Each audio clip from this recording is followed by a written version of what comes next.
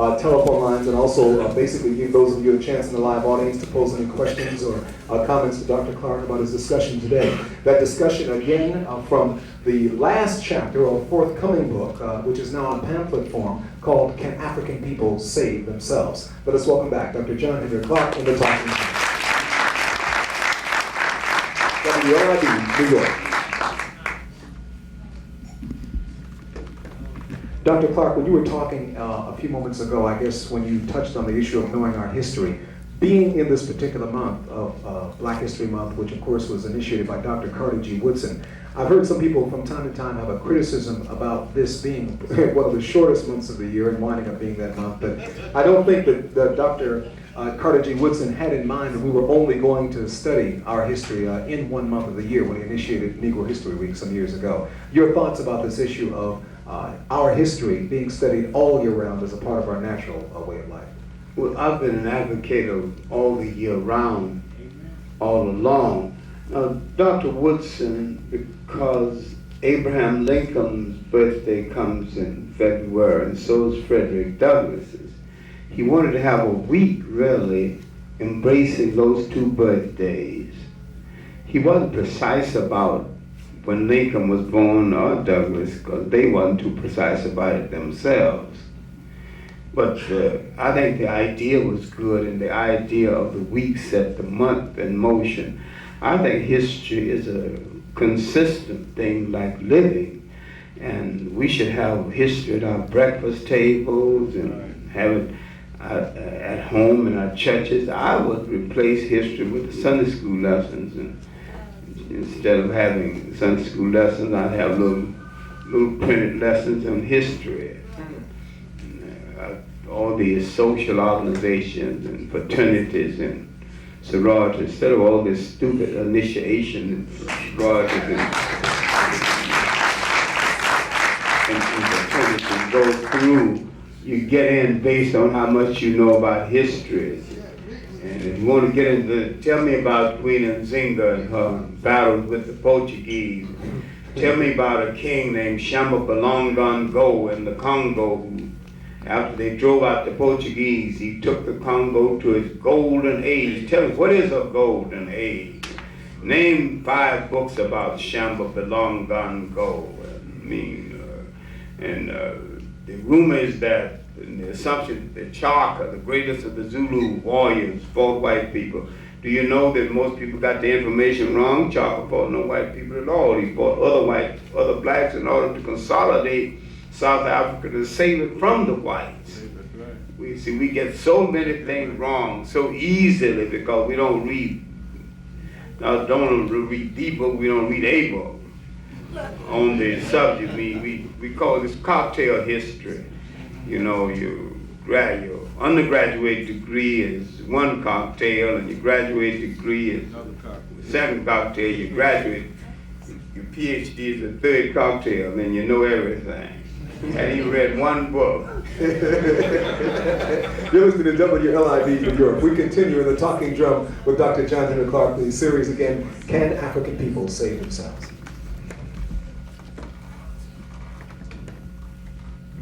I think we're going to save ourselves. We got to first understand ourselves. We must understand the African freedom explosion in the world, in the Caribbean, and in Africa. Remember now, in spite of all the talk about blackness and the black revolution and the need for a black university, there's not a single black state in the Caribbean islands or in Africa. They're all imitation European states.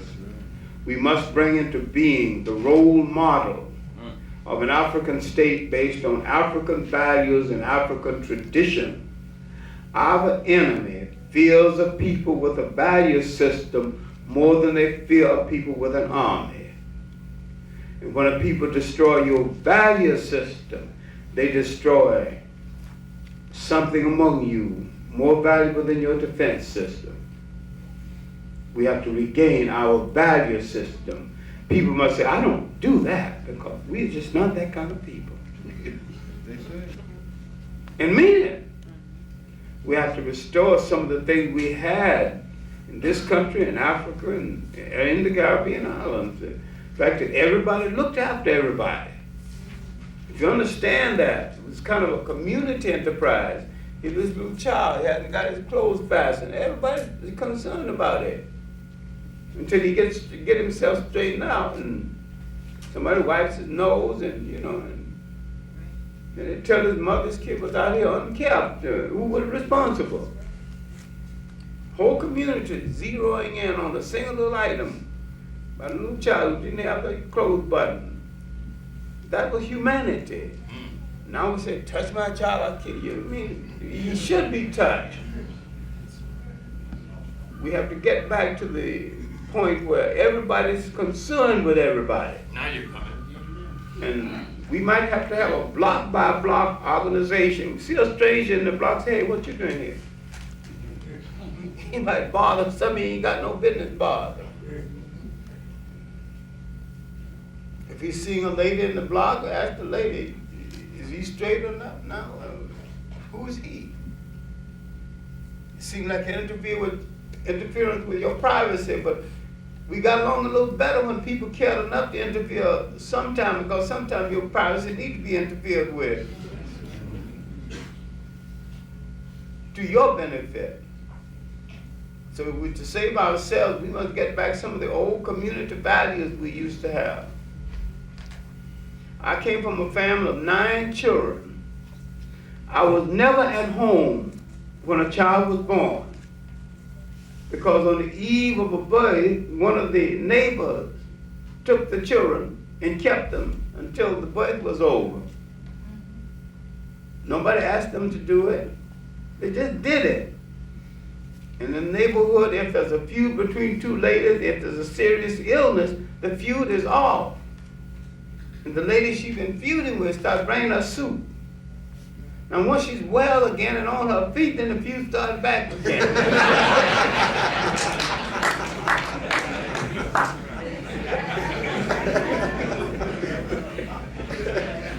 But nobody struck at you when you had serious difficulties. And when the community reprobate, the biggest drunk, liar, womanizer in the community died, he got a decent funeral. We say, it's out of our hands now. Let God take care of it. That was part of our humanity. I noticed this when my stepmother died. As children, we said, she's not going to die anyway, she's going to evil away. Finally, she eviled away.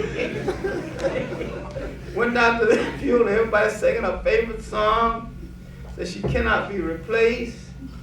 Her seat in the female amen corner should never be occupied because she's irreplaceable. I wish somebody would replace her. The biggest witch in town.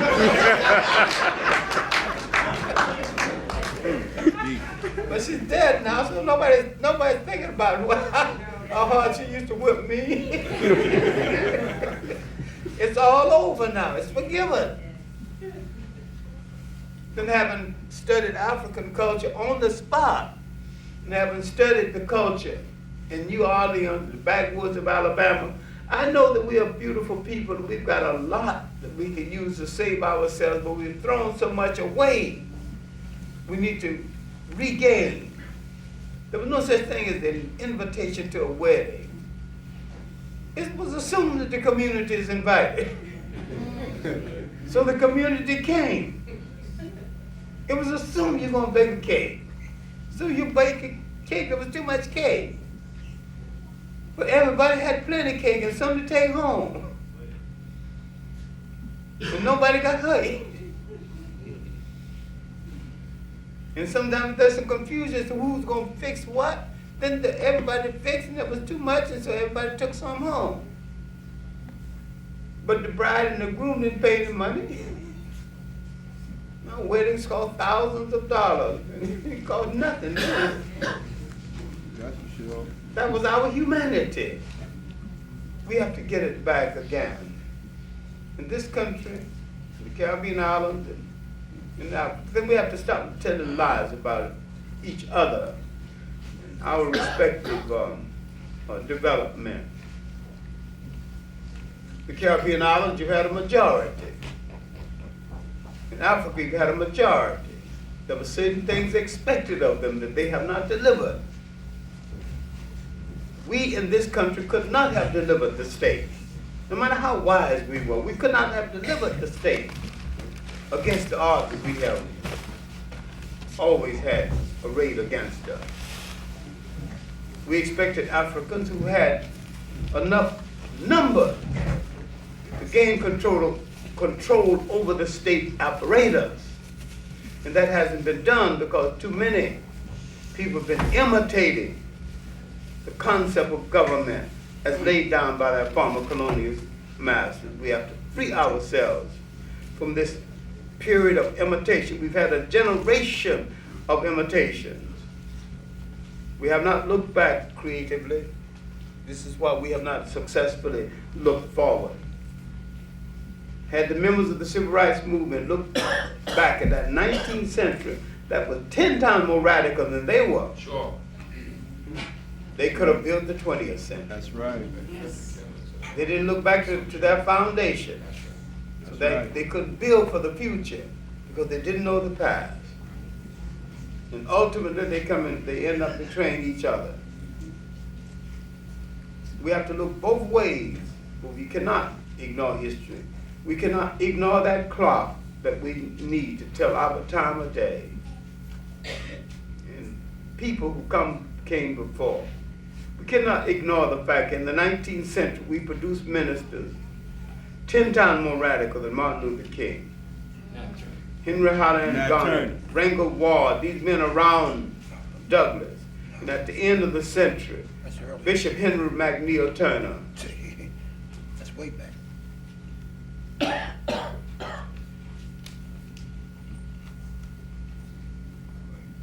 Because we have a revolutionary heritage among the ministry, as well as a revolutionary heritage among the people. Slave revolt, 250 slave revolts on record.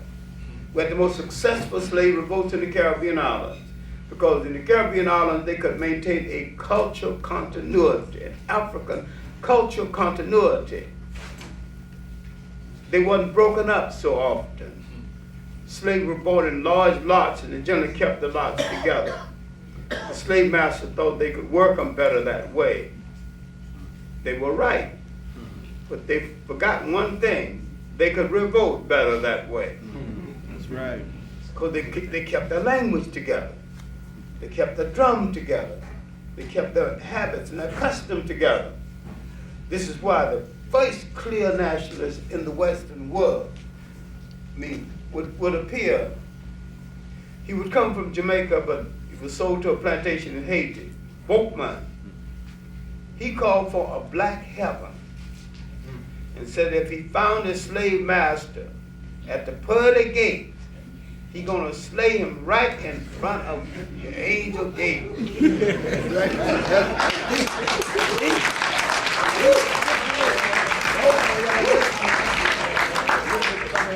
So we talk about the Haitian Revolution. We give credit to Toussaint, Dessalines, and Christophe, as we should. But that revolution was set in motion by two slaves formerly from Jamaica, Macandel and Bookman. Right. And Jamaica fought longer and harder than Haiti and did not become free because the British could destabilize the revolt in between. And it takes 10, sometimes 20 years to mount the momentum for a revolt. Haiti's revolt unfolded over a 20-year period. And each time one leader fell, another one was right there to take his place. Beautiful. And it worked out that way. It had nothing to do with who was braver. Haiti was fighting that old silly, neurotic, fascist Napoleon. England had freed some of her soldiers from fighting the Spanish, plus the fact England had an internal army in Jamaica, and the descendants of that internal army is still in Jamaica and still causing some trouble that a whole lot of people won't talk about because they're a little bit ashamed of it. That is the Jamaican mulatto who had made up his mind where he belongs. He can't be English. He don't want to be Jamaican. He's contemptuous of being African. And he stands in between. But these are some things we whisper about and dare not discuss openly. But in a true fight for our existence, we have to tell all the fractions and the halves and the almost whites, come in the house and stay, or go out and stay. We haven't got that nerve yet. We cannot fight a true revolution with people with split loyalty. You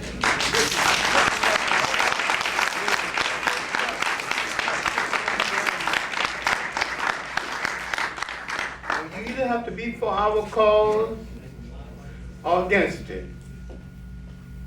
And if you're against it, you have to suffer the consequences. Go ahead. That's it.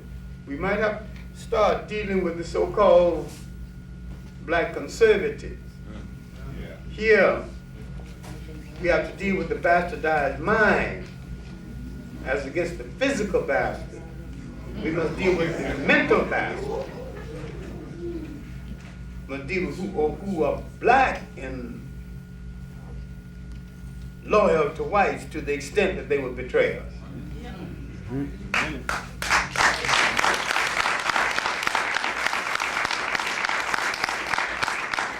Dr. Clarke, could you, for a moment, take us into Brazil? It is an area in terms of South America that not many people really are clear about in terms of Palmares and Quilombo and that whole situation.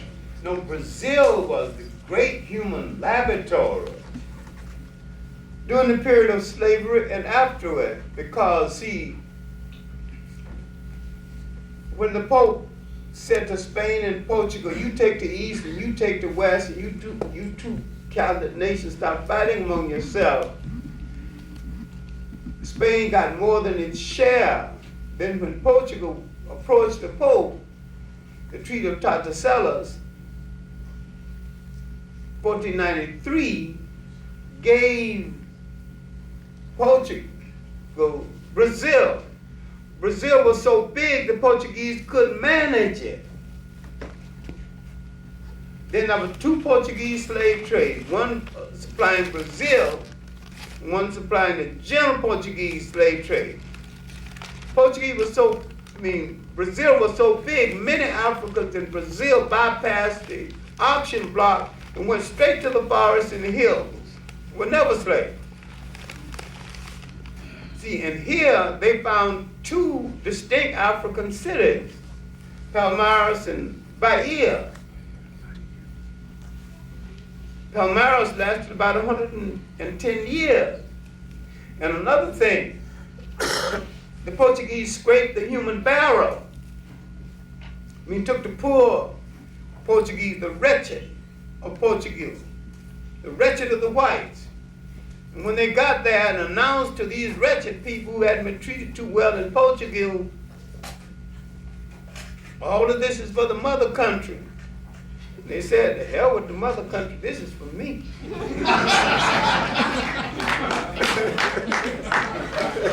So they began to separate Brazil from Portugal. There was a shortage. The Portuguese petitioned the Catholic Church for the right to marry the black woman. And married the black woman, she wouldn't marry them unless she was free.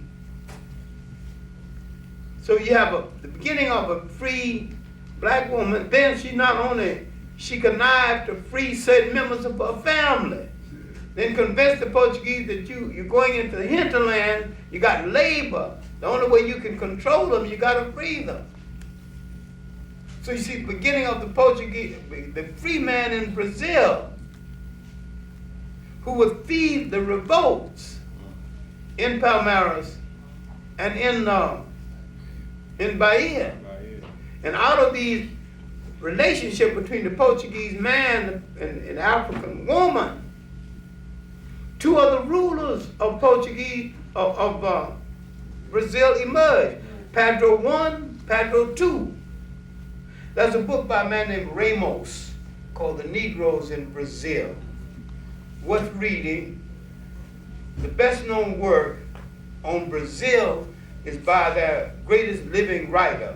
He must be 90 now, but he's still alive, Gilberto Fryer. The masters and the slaves and the shanties and the mentions. He's really the greatest documenter on Portuguese history. There's a work by Price, Richard Price, called Maroon Societies in the Americas, dealing with runaway slaves who formed secret armies, including in the United States. It's assumed that Maroon Societies existed only in Jamaica. They existed all over the Americas. They're best known for their existence in Jamaica. But Brazil, one of the largest countries, a country with a majority black population, but they managed to convince the black population that they have no problem. And that is their problem. Being convinced that they have no problem. No one has explained why they're on the bottom. If they have no problem, well, everybody else got more than they've got. But they're stirring now. They've got people in the Senate now, and one of them is a personal friend of mine, a great artist, Do Nascimento, Abdus Do Nascimento. And I think he's doing some great things. He's a good writer.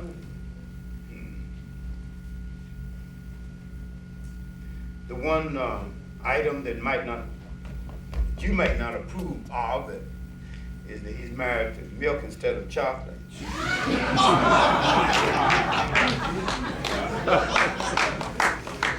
We'll let that one go for a moment. Dr. Henrik Clarke is in this live at the world famous Apollo Theater. I never just We will break for a moment and we'll come back with the conclusion of Dr. Clarke's talk and also the chance for you to talk with him directly at our center stage microphone and of course on our telephone line too. More when we come up in the GBE at the Apollo on Top Radio 1190 WRIV.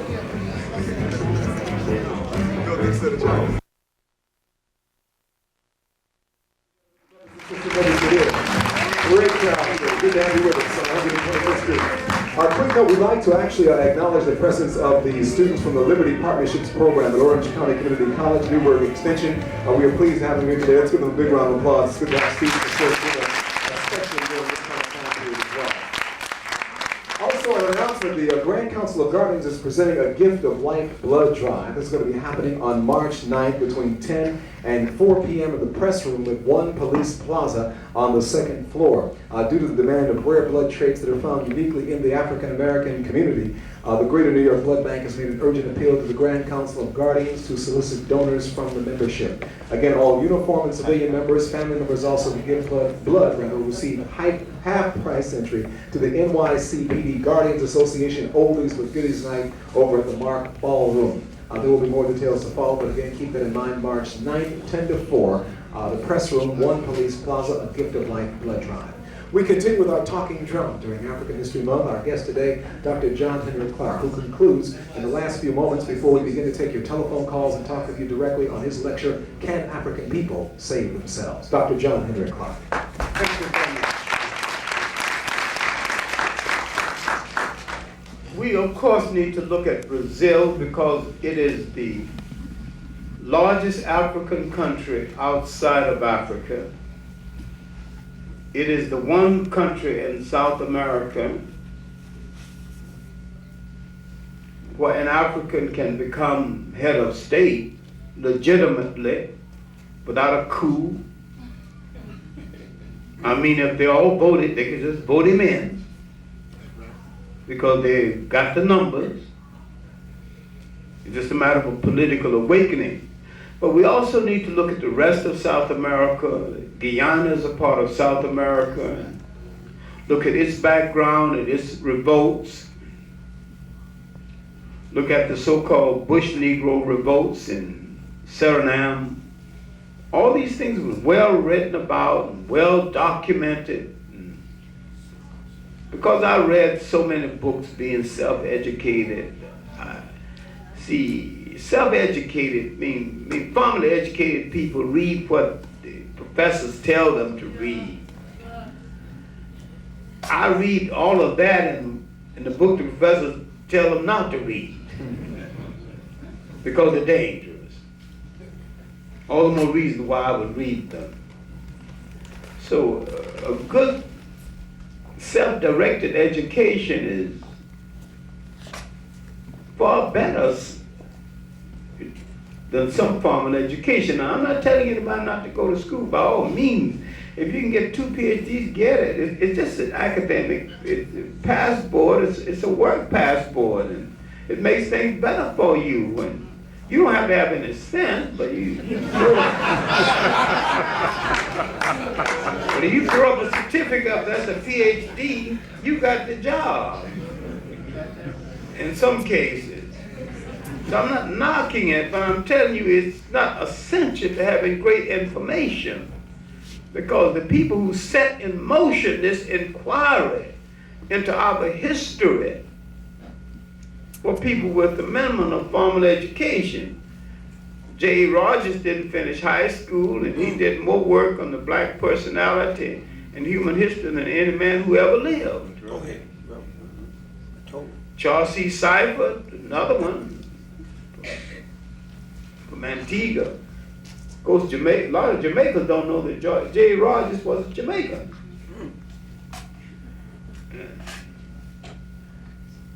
Seifert, who did a lot of work that didn't get published, including extensive work on the African contribution to the brotherhood of man. A lot of Caribbean scholars and South American scholars have done excellent work. We need to study. We need to study Walter Rodney's How Europe Underdeveloped Africa. And his PhD thesis, Slavery on the Upper Guinea Coast. We need to look at Raphael Powell, another forgotten Jamaica. His work, The Human Side of a People in Their Right Name, because he was the first person to repudiate and debunk this word Negro. It shows that it had no meaning what we are concerned. We need to read Richard Moore, and a new book on him by his daughter, his son-in-law, Richard Moore, Harlem Militant. We need to read his little work, The Name Negro, Its Origin and Evil Use. Well, we can put down some of these papers that slander and insult us, along to read some of the things that will make us feel a sense of pride in ourselves. Then we need to read some of the monumental work written on our cause by some neglected white writers. John Massey's 6-volume work, Egypt, Light of the World, Book of Genesis, Book of the Beginning, Natural Genesis.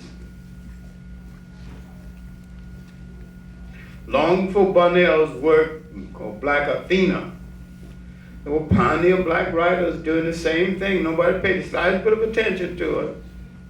Now that a white man writes a book on the subject, everybody's doing cartwheels.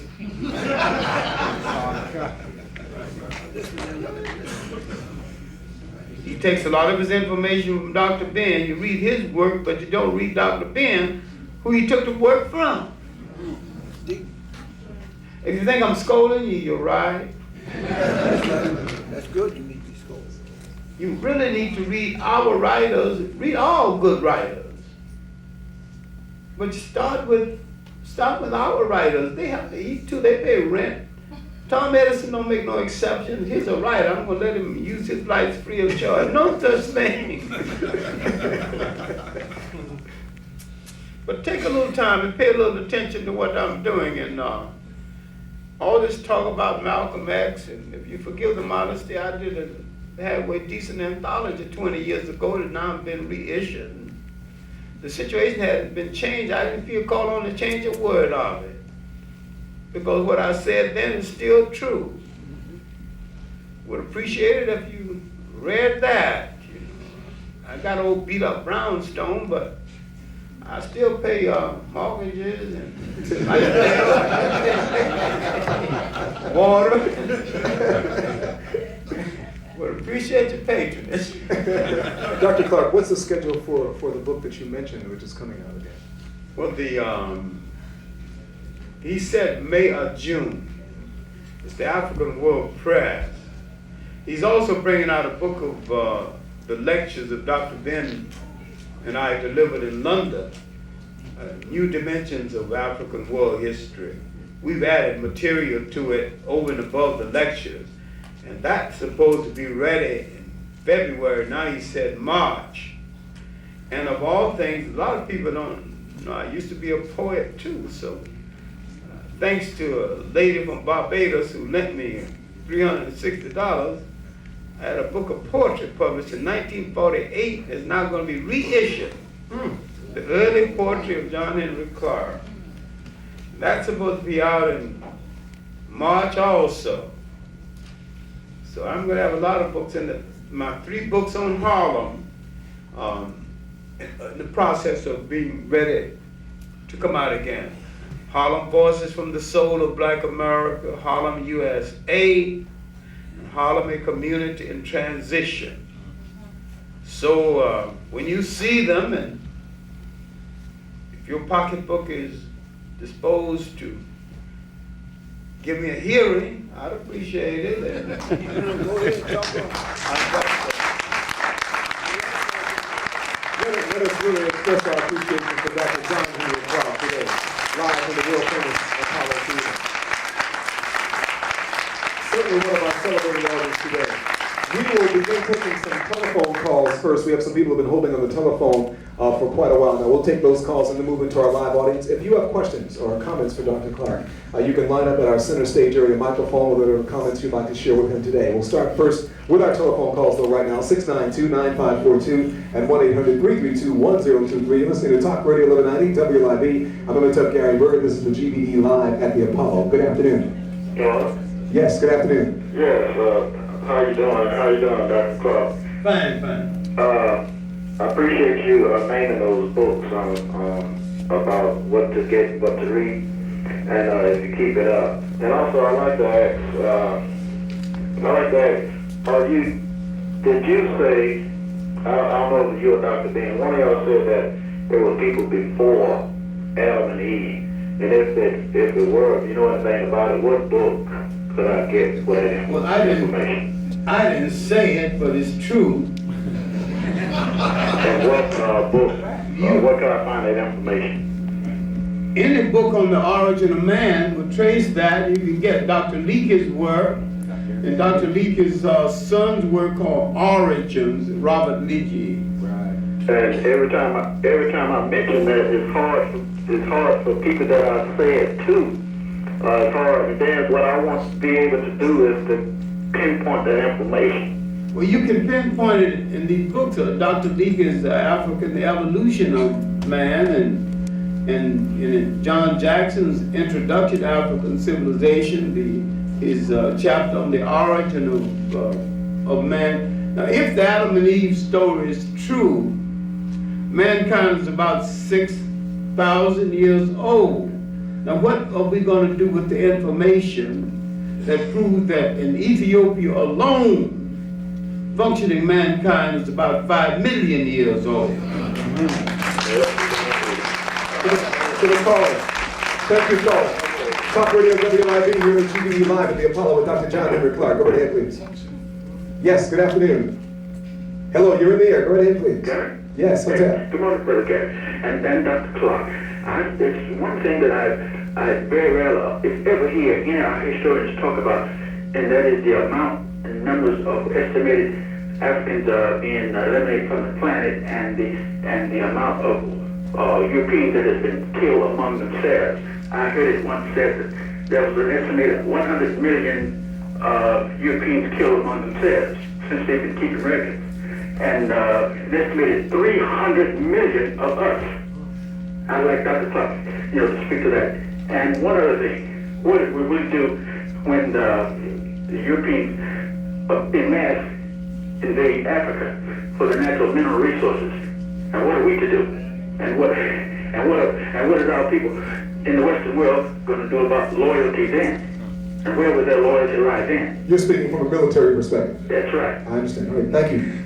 Dr. Clarke? Now, there have been several Holocausts in the world, and remember, no one has a monopoly on the word Holocaust. The Holocaust of the slave trade, if we're going to believe Dr.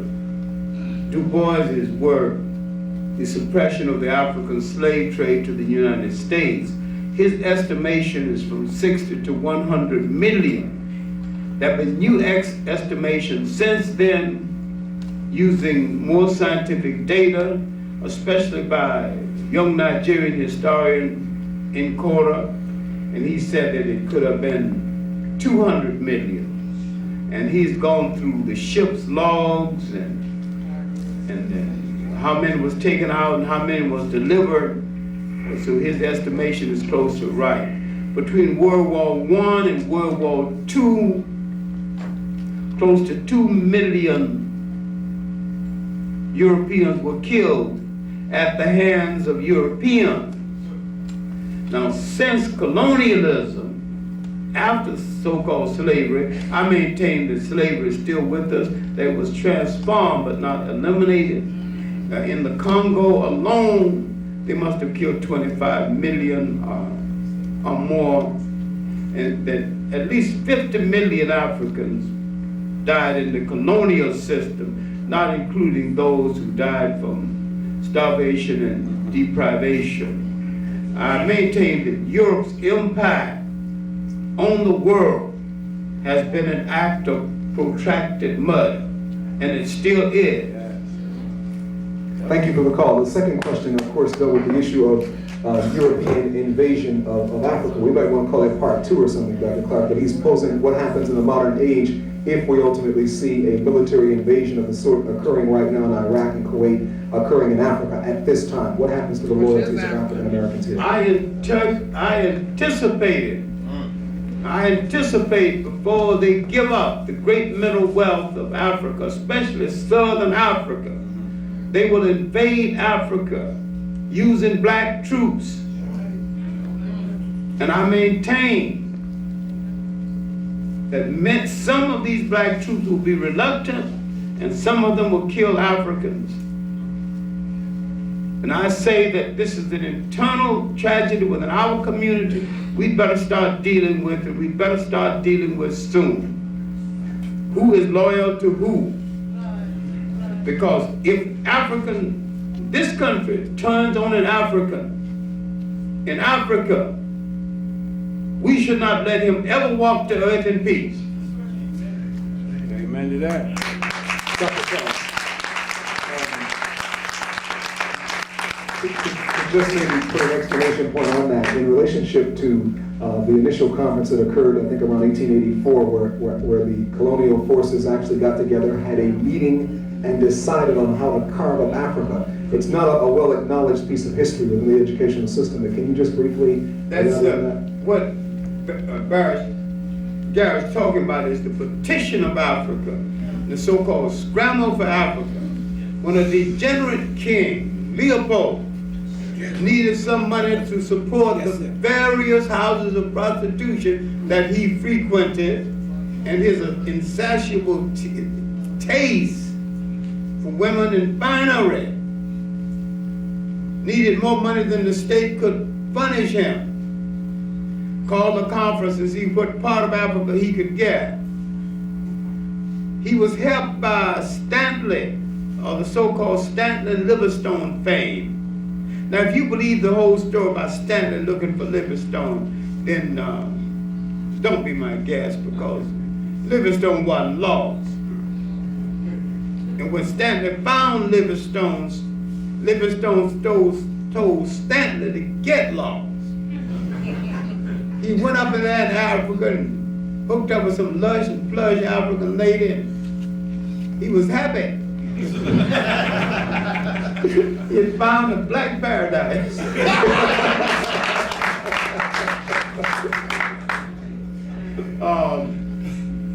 The main thing is that all those nations in Europe with enough muscle who didn't have enough of Africa decided to make a claim. Portugal got more, France got the largest piece, but Belgium got the Congo. The Germans got 4 big pieces.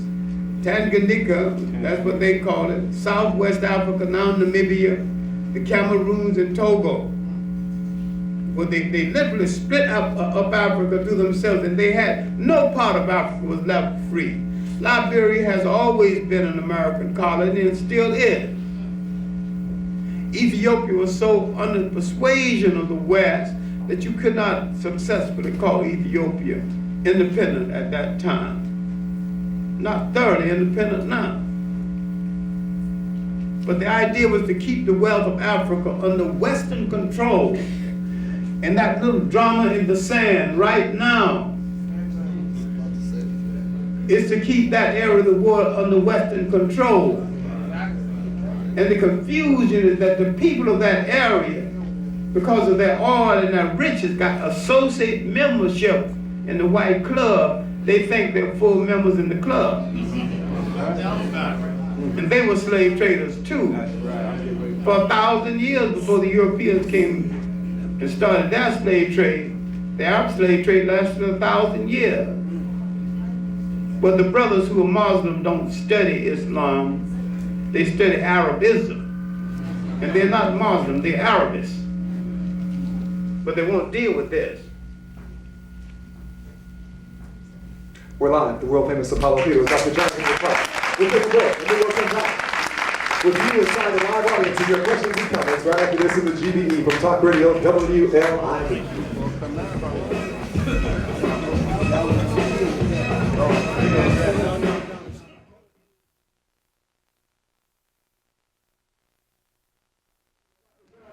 Let's welcome you back inside the GBE Live, the world famous Apollo Theater. And on Talk Radio WLIV.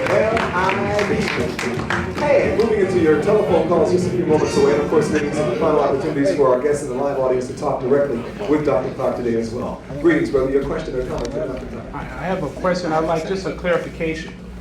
Now, from what I've heard, I'm trying to understand the best way for us to move forward as a people is to adopt some of the habits and the traditional interactions as a people. And based on that answer, I just have one other question. So am I understanding you correctly, Dr. Clarke? We go back to some of the traditional things that held us together before our life was interfered with by foreigners. I'm not necessarily saying get another religion, because we had very good spirituality before the coming of foreigners. Okay, now based on that answer, now obviously the state that we are in today, something at some point along our history had to have gone, drastically wrong. So we obviously can't adopt that whole concept and bring it back today, but what will we have to change so we will not see ourselves in the situation that we are internationally? What major thing you think we have to adjust? We have to face the world as a unified African people and stop breaking ourselves up in little segments, Black Americans, North Carolinians, Trinidadians, Jamaicans, all of that. We are not responsible for those slave ships put us down. Because the slave ships didn't bring any Jamaicans, didn't bring any Trinidadians, didn't bring any Black Americans, didn't bring any high yellows or low yellows. It brought African people. We have to learn how to be an African people again. We have to learn how to communicate with the people in Africa again.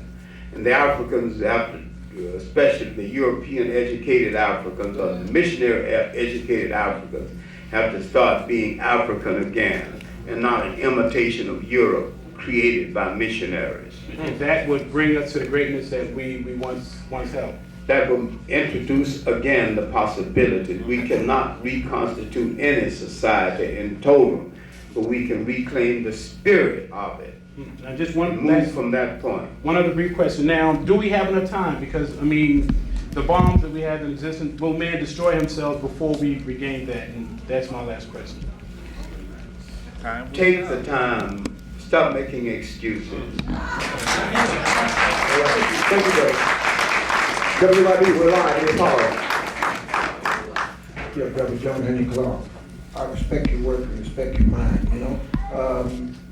I just want to say a few questions. You know, I feel that black people shouldn't be afraid of death because they syndicated death all over the world. Everybody can die. They syndicated funeral parlors, graveyards. Anybody can die. But our point is that we don't want to fail to realize that we don't want to tell the truth about the crook. The crook is the truth about the crook. The European was the crook. I mean, you know, I told them before the other day, the crook do not wear sneakers. Remember that, the crook don't wear sneakers. He smoke a fat cigar, he got a PhD, and he got a big office building with a pretty car and a chauffeur and somebody doing his work for him. So once we realize that the crook is what he is, and we get our mind together, see, I found out one thing about us. When a person starts lecturing to people, first thing got to be done. You got to ask people that want to be free in the mind to stand up, that want to be free in the mind. Forget the body. First you got to free that mind, and everything comes through that mind. Once you free that mind, and then there's no problem about the brothers in Barbados, the brothers in New York, the brothers in South Carolina. The word won't spread because everybody want to free that mind. Let me jump in. Dr. Clarke, a response to that one? Well, I have no problem with looking at people who use power to take more than their share as crooks. But I have some difficulty with people who make heroes out of crooks and will not use their own strength to remove the effectiveness of the crook, and will not do the best by themselves and their children. I think we waste too much time with sheer nonsense. Time that could be more productive.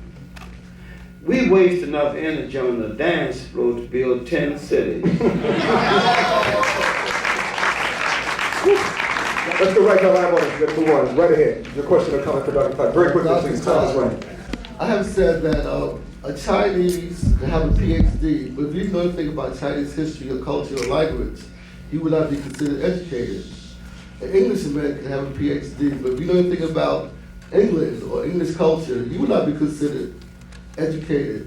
But an American black man can have a PhD, know nothing about his history, language, law, culture, not even about Charlie Parker. What do you think about that? Well, that's true, because we're the only people who can be educated with no knowledge about ourselves. In fact, many times we are educated in order to escape from ourselves.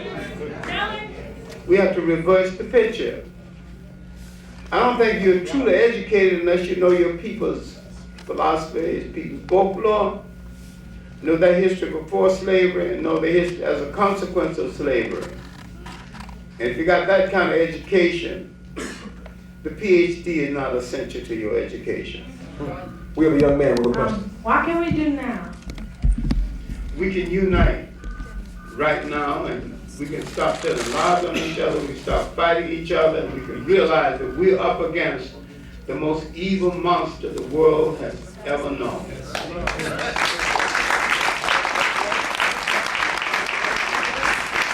Brothers and sisters, we're in our final few seconds. We have a telephone call standing by. We'll take that before we wrap up. Go right ahead, please. You're in the air with Dr. John Henrik Clarke. Yes, good afternoon, Brother Gary. Good afternoon. And good afternoon to my hero. Dr. Clarke, I want you to join me in a prayer, and I don't usually pray. I want you to pray with me that Israel bomb Mecca and therefore bring everybody together in the final war so Africa can have its freedom. I want you to comment. Isn't that a beautiful thing? Pray with me. Well, brother, this is a historical thing that I think let's stay out of it. If it happens, let's not accept any responsibility for it at all. Dr. Clarke, you shared something with me. You shared something with me years ago, and I'd like you to comment on this. It was something you were talking about history, and how in certain dimensions of history we have to be careful looking for the good guy and the bad guy. Yeah, because Hollywood has trained us to look for the good guy and the bad guy. And there are human dramas in the world, especially the war in the East right now, where there's nothing but bad guys. There ain't no good guys in it on no side. What we think is the good guy is the former slave trader. I would not be surprised if, inasmuch as now Russia has joined the whites, joined the Americans. I said this to Henrik Clarke a few weeks, or must be a few years ago, and he went off. He was so livid with rage. I said, I would not be surprised to eventually see the Jews and the Arabs join in an alliance against the blacks. Then when he calmed down, I said that great historians do the same thing as great lawyers. They cite precedents. After the Africans and the Jews lost Spain, some Jews went to Holland, joined the Dutch East India Company, became administrators of the slave trade.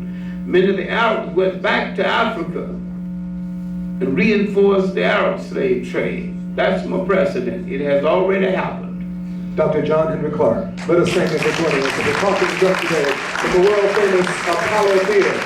Brothers and sisters, don't forget to join us tomorrow. Dr. Betty Shabazz will be with us as we pay tribute to Alhaj Malik Shabazz, Malcolm X. Thanks for joining us. Life is the ultimate truth. Once you learn to experience it, in the end, experience is the best teacher. I'm going to tell Gary Bird, don't forget, Friday this afternoon with special guest Miss Phyllis Yvonne Sidney from the stage play Let Me Live, actor Robert Jason from the Office of Public Affairs Resources Administration, and Deputy Commissioner Mike and Franco in their continued effort to stop the violence. And also be representatives from the Brooklyn East End Advisory Council, so stay tuned. It's bar time for Spark Valley from 1 to 5 at 11:90 WRON.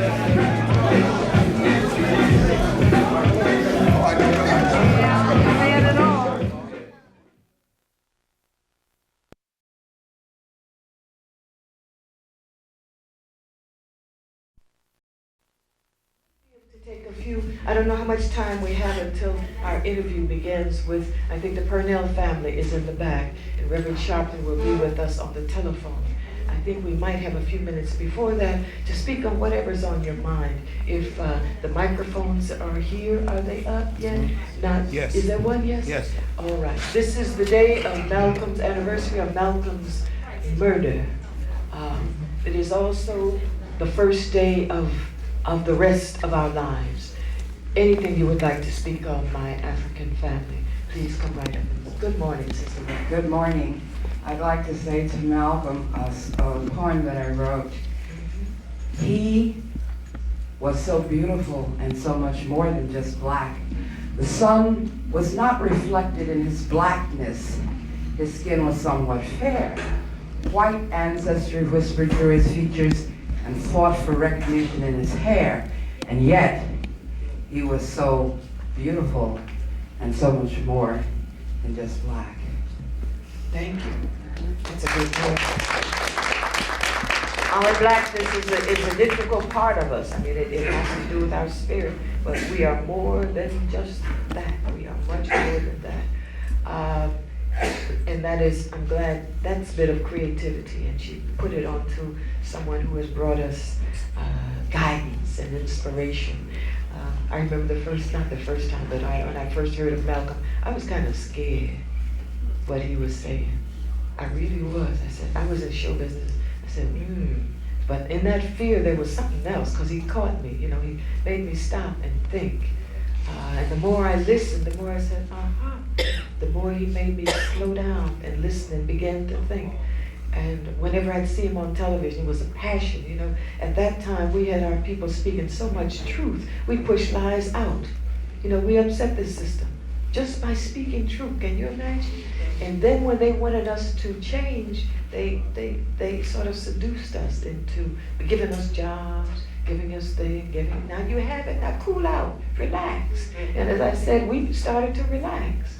relaxed our minds, we relaxed our hair, we relaxed everything, okay? We relaxed so much we just went backwards. You know? Then suddenly in the 80s, we would say, what happened? What happened? You cannot relax. Justice and truth does not just come easily.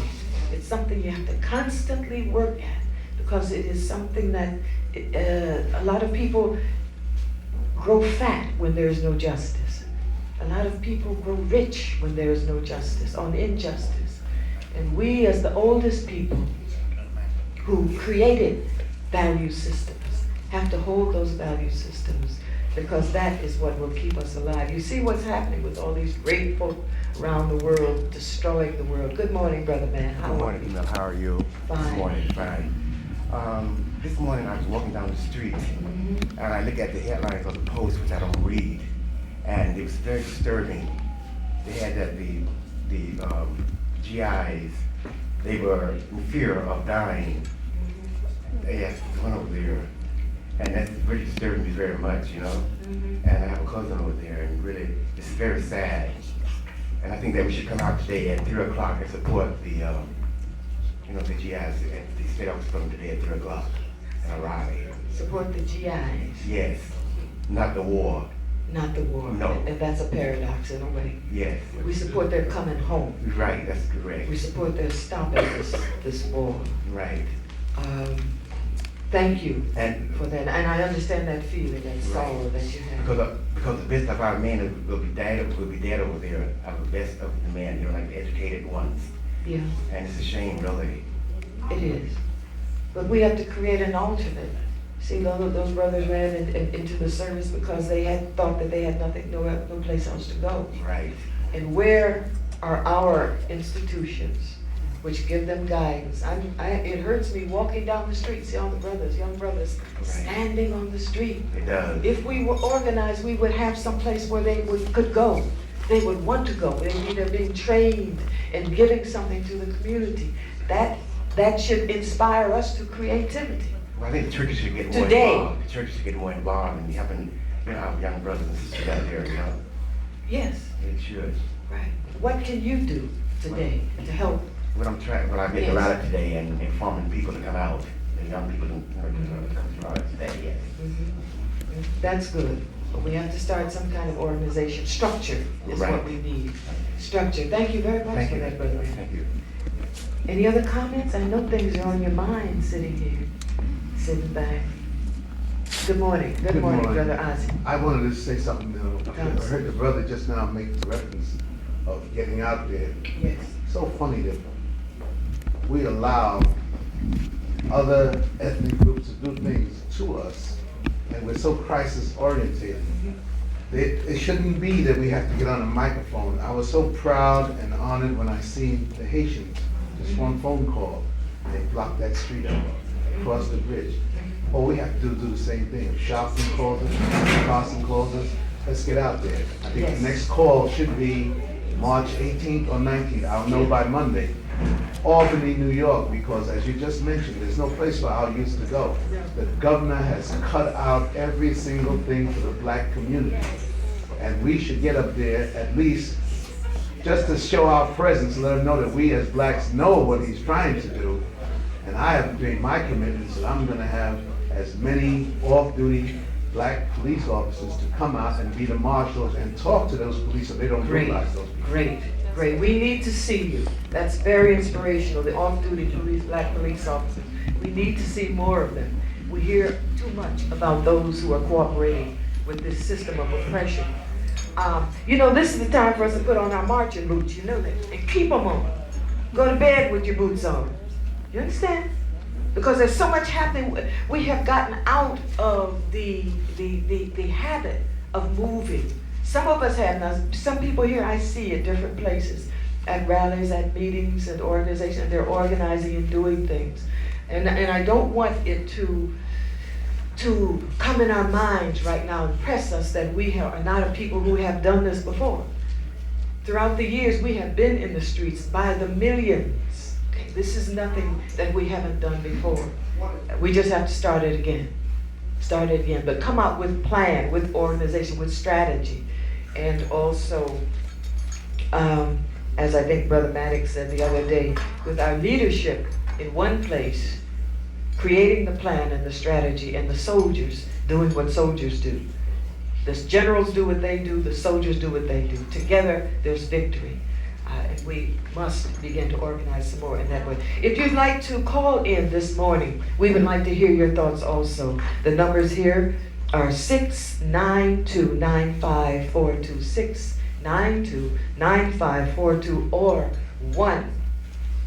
1-800-332-1023, 1-800-332-1023. These are times when we need to love each other like never before. You know, if you love somebody, you take action. You know, love your people. Do we love our people really? It's hard after everything that's happened to us for us to really get out there and really put that into action. But this is what we have to do. It's action time, people. Action time. Organize, strategize, and action time. Correct action. Just as they had in the old virtues.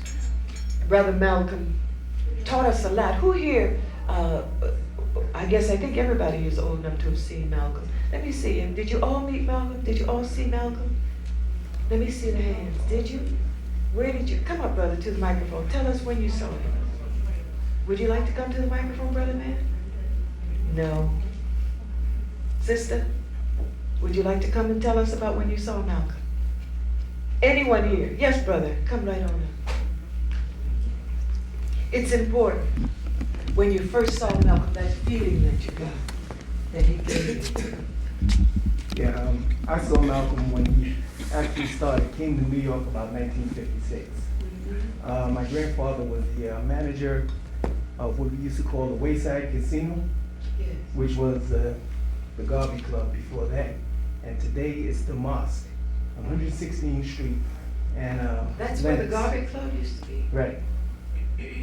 Yeah, I know the history of that because my grandfather was a manager. Also, I saw Malcolm many times when I'd shop on 125th Street in front of the Hotel Teresa. He started with a Sears and Roebuck ladder, and he would just stand up there and, just speak. He was a street speaker. Street speaker. Yes. And then, about 2 years later, the crowd started to form. He took over that whole corner.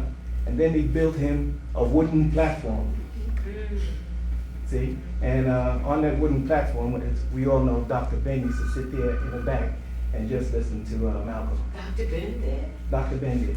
You can see that on some old films of Malcolm speaking. You can see. I know, I see Farrakhan sitting back there. And Dr. Ben also. Right. And I saw him in those days. We used to shop at, buy our shirts at A.J. Lester's. Stores of that nature, because I'm a Harlem native myself. And that's good to know. There are a lot of people here are not born in Harlem, so they don't know that particular history. Right. And when you saw him, what was your response to him? Well, you stand there and you listen. First, originally people would just walk by, and then one or two people would stand, then 3 or 4, and that attracts a crowd. If you go outside right now, just look up in the sky. Other people will look up in the sky also to find out what are you looking at. Well, looking at Malcolm was like looking up in the sky. It was. It made you look up. Yeah. It made you grow. And I grew up on 118th Street between Madison and Park Avenues. And what happened was, when we didn't know exactly when Malcolm would be on the corner. So somebody else would be shopping, let's say 125th Street, and come in the block and tell us. And we'd come out the block in group, walk through Morris Park, and get there to the corner to get the knowledge of what Malcolm was teaching. Yeah. The man was phenomenal. They used to describe him as the most dangerous man in America when he was coming on television. And then the white announcer would sit there sort of quaking. Malcolm would sit there very composed, and just destroy all of the lies, all of the myths. He was a tremendous man. I never met him in person. I never saw him in person. I only saw him on television. Right. But I felt him, and I was moved by what he said and taught by what his spirit It's nothing like having a strong man. Thank you very much for saying that. Right, he came, one other thing, he came to New York City in 1956, and he needed some office space, and it was rented to him at the Wayside Casino, and then now the rest is history because the Muslims took over that building as of today. And that building is a historical building in Harlem. Check it out. Thank you. Thank you very much for that Harlem history. There is nothing, I'm saying this as a woman, there's nothing like being in the presence of a man who knows who he is, and you get the feel that if something happened, I'm not one of those people, one of the women who falls out, oh, say, take care of me. Really, I don't know. But that feeling that you know that this man is there, he would stand up for you, or he would protect you. That's a fantastic feeling. And women, African women, needed to feel that more. So brother men out there, think about that. When they're in trouble and they call, be there. That will change this world. That will give the women much more power, much more strength, and you too. So have that in your mind. We're going to take a break in a minute, and when we come back, we're going to, Reverend Al Sharpton will join us by telephone, along with the Philip Purnell family, live here at the Apollo Theater. They will come and be seated here, and the brother will be on telephone. Reverend Sharpton, I think, is on the line right now, so we're going to go directly to him. Good morning, Hotep, Reverend Sharpton. Hotep. Hello? Yes, Brother Sharpton, we're here. Good morning. Good morning. African man. Yes, ma'am. How are you, African woman?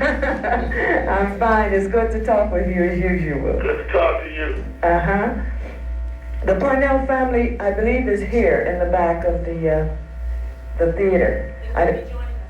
They're going to be joining us in a minute?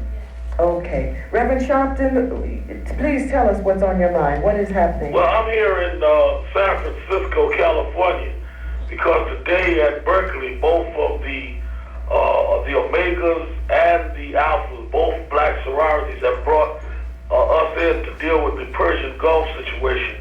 And for the first time, they're going to march together through the streets to deal with this question of how our people are being used as gun fodder in the Persian Gulf. We will be announcing here at Berkeley, as Dr. King and others did in the 60s, that we are giving the president a deadline to bring the troops home, or we will begin mass civil disobedience in 10 cities around the country. And we want people back home to know that we're going to be dealing with this. New York, of course, will be one of them. We're also going to be telling people to not use the yellow ribbons, but we're going to start wearing black ribbons all over this country to stand up for the amount of Africans that are being used in the Persian Gulf. So that's the first thing on my mind. Secondly, we'll be coming home on Saturday because Sunday night there will be a huge rally in Englewood, New Jersey, to deal with the Purnell case. We must not leave our work unfinished. The murderer of Philip Purnell, Officer Spath, goes to court next Tuesday. And many of us marched and were dealing with the case, but sometimes we start and stop. We cannot stop.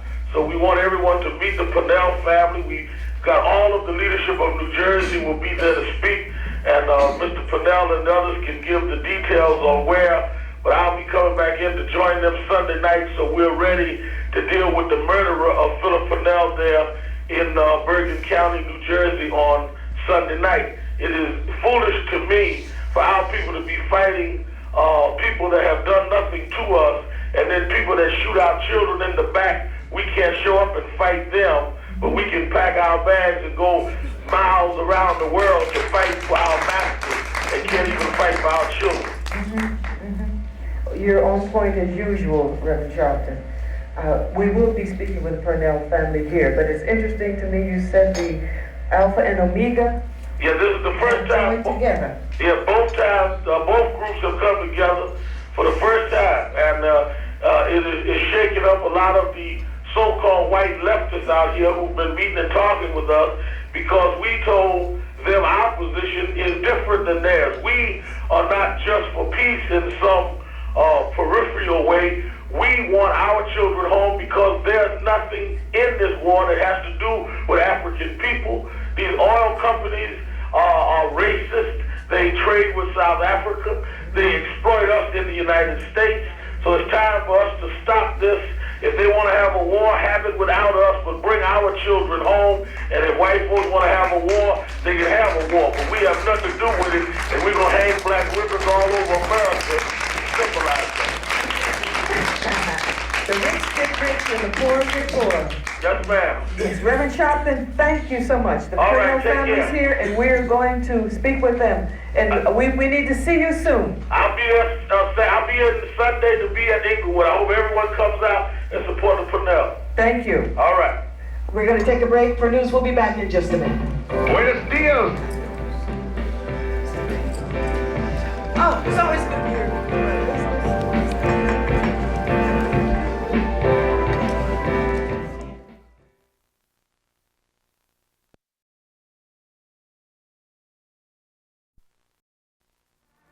And I see we have been joined by the third graders from PS 92, the Safety City program. Let us welcome them to the soundstage. Welcome, young people.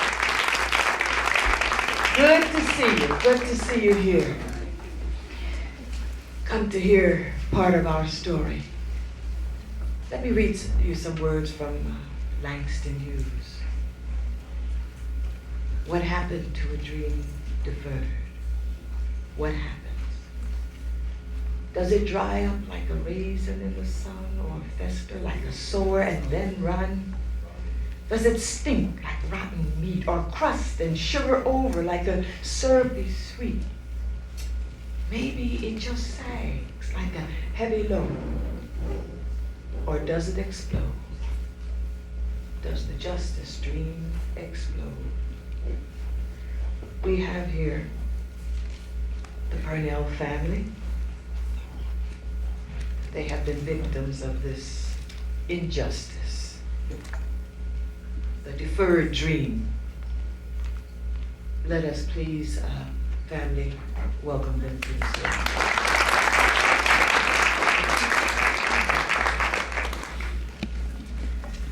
We have Thelma Purnell. Good morning, sister. The father, Philip Purnell Sr. Good morning. Morning. And we have the daughter, Natasha Purnell. Good morning, sister. And with them is Mr. William Alston David L. of the African Council. Good morning, all of you. Welcome here.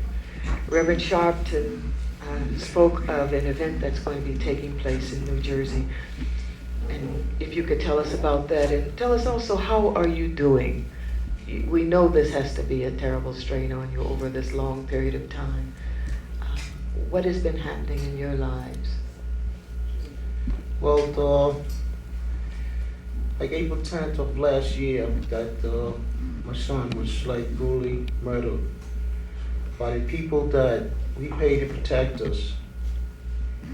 He was chased out of the park. He was ran up against the fence. The officer chased him out of the park, ran him up against the fence. He had his hands in the air. And that's surely a sign of surrender when you have your hands in the air. He was calling for his mother and telling the officers, please don't shoot. The officer turned around, planted himself, and blew his back apart. 16 years old, didn't have a chance to live. And from April 10th until now, it's been hard times for my wife, my daughter, a lot of sleepless nights, and there's no reason for it. I mean, if the kids can't go to the park and play, where can they go? And this is a terrible thing. And this rain is on our people of color. And I just walk a lot, I just cry, because I see on the highways that our brothers and sisters being spread eagle on the highways for no reason at all.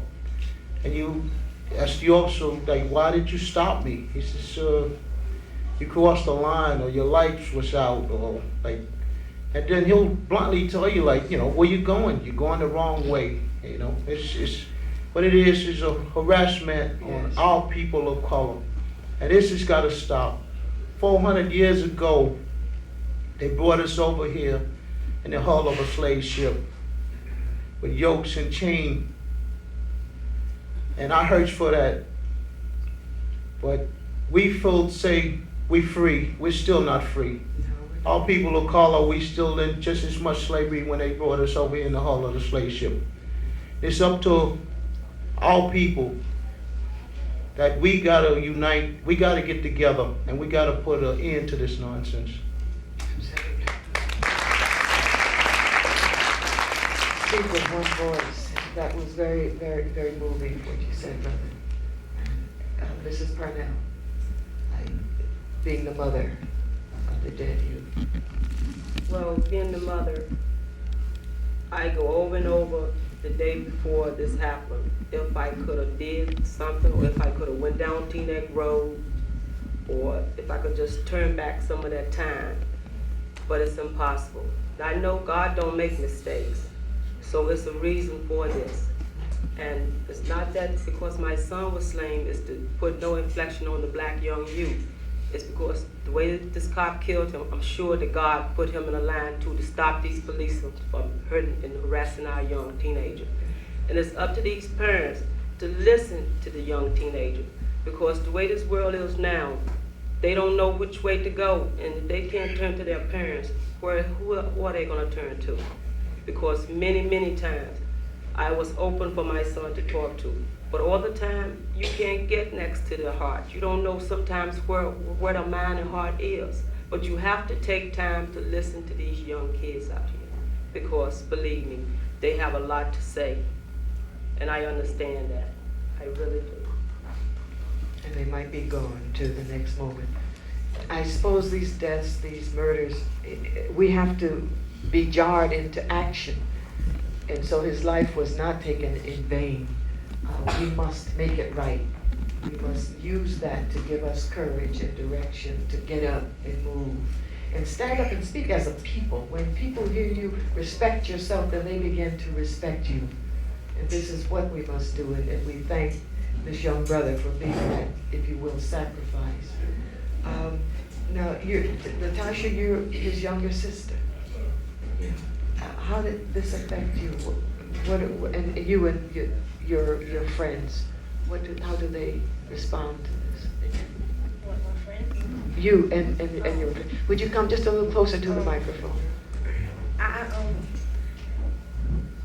think back on all of the times when I used to talk to him and like play around with him, and the memories is with me, and I can't, and then I think to myself that I can't play with him or talk to him anymore or hang with him or anything like that, and it's a hurting feeling.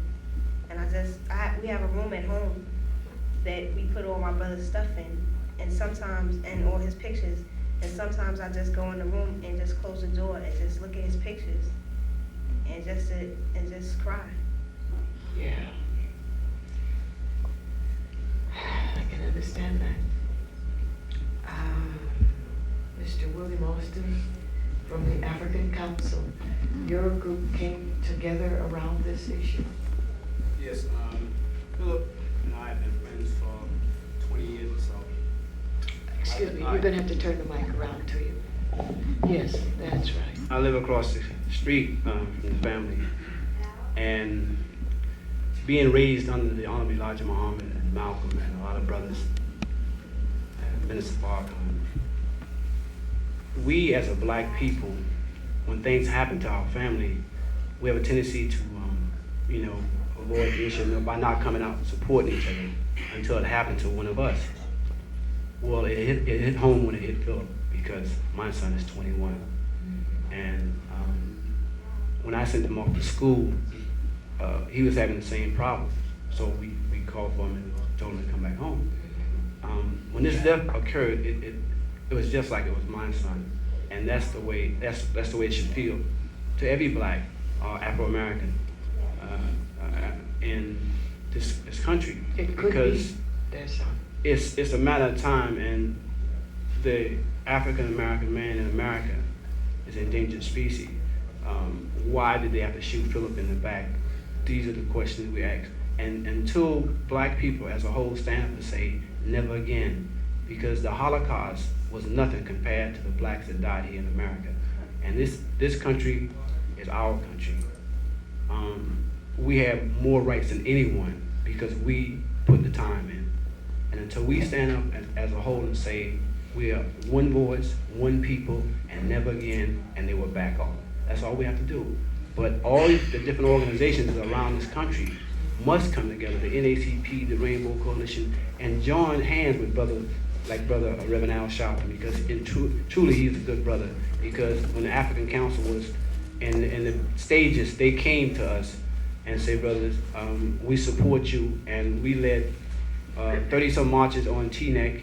We led a march 77 miles to Trenton, and we're not going to back off. We're not fair. We're people. We are not going to back off by no means, because like Malcolm said, the price of freedom is death. If we're not willing to sacrifice, then we're not ready to be free. That's right. What kind of life do you live if you're on your knees all the time? It is about family. Family. If we could only begin to come together in love with one another. When one of us is hurt, we are all hurt. We must stop that. The only way some people understand is that, yes, Malcolm says you have to speak in their language. And we have to first come together with that love that binds us, and then speak with a strong voice. We are going to take a break for the news. We'll be back in just a minute with the Purnell family. In New York. Good morning. It's after 10 o'clock right now. We have 38 degrees outside. I'm Carl Ferguson.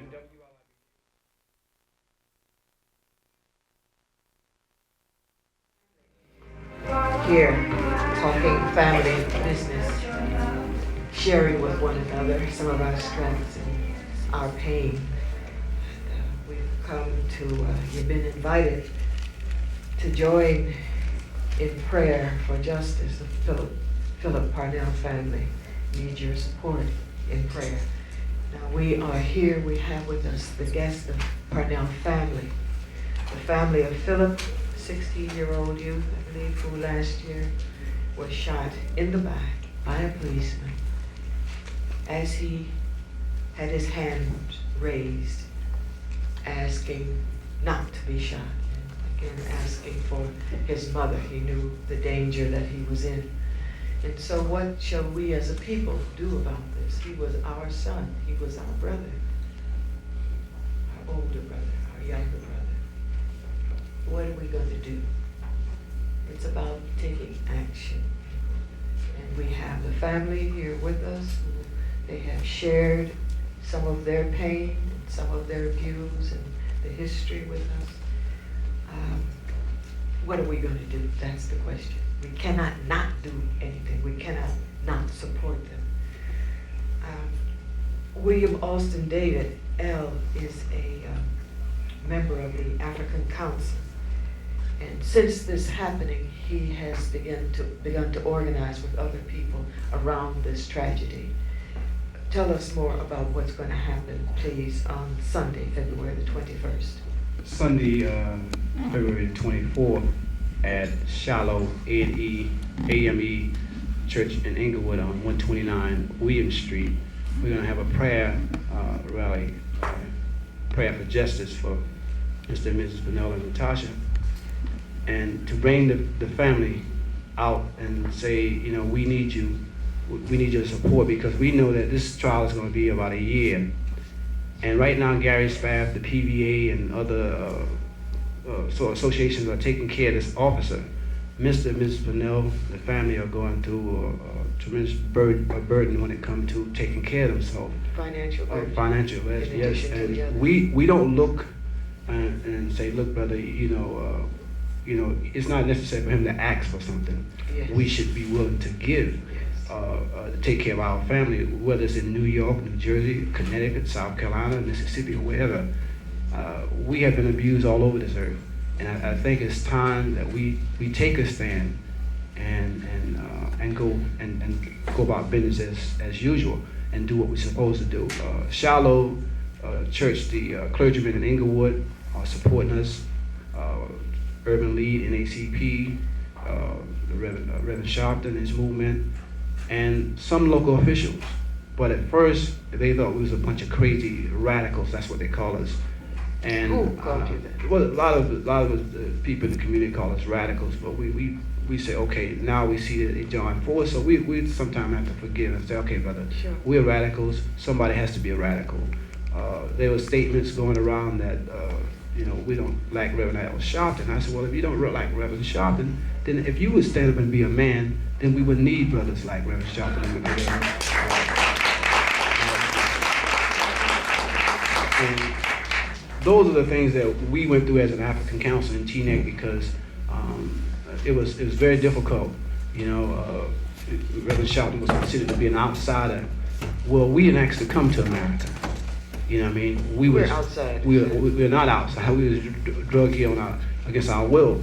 And now that we're here, we must make the best out of a bad situation. And I think that with Philip's death, it shows us that when a family is divided, God sometimes come and take one from you to teach you a lesson. Molly said, how long shall we let them kill our prophet, or the book must be fulfilled? Well, we have written a mighty large book, and I think it's time in 1991 to do what we have to do. People don't know how hard it is on the Fidel family, and I sometimes, can't even imagine, the things that they're going through, but it's rough, and it's not going to get any better, because going into this trial, this guy is going to try to get off. He said he's not guilty. They came back with an indictment of reckless manslaughter. If you can give us reckless manslaughter, why didn't you convict him of murder? The Mary Mitchell, the Eleanor Bumpers, the Michael Stewart, there's cases. And not only that, there's a lot of things that we are doing to ourselves that we first must respect ourselves. You know what I mean? We know that the man is the devil. We know it's nature. And now that we know that, let's get about take care of our business. I look into all different types of fields. We're working with a lot of college students at Valley Dickinson and King College and Rutgers and stuff like that. And we're going to take care of our business in the state of New Jersey and throughout the Northeast, with the help of Reverend Sharpton and other brothers of that sort. We have to, as a people, if we respect ourselves, we have to do this. Nobody else is going to take care of us. Why should they? We have to take care of ourselves. That's our responsibility. That's our job.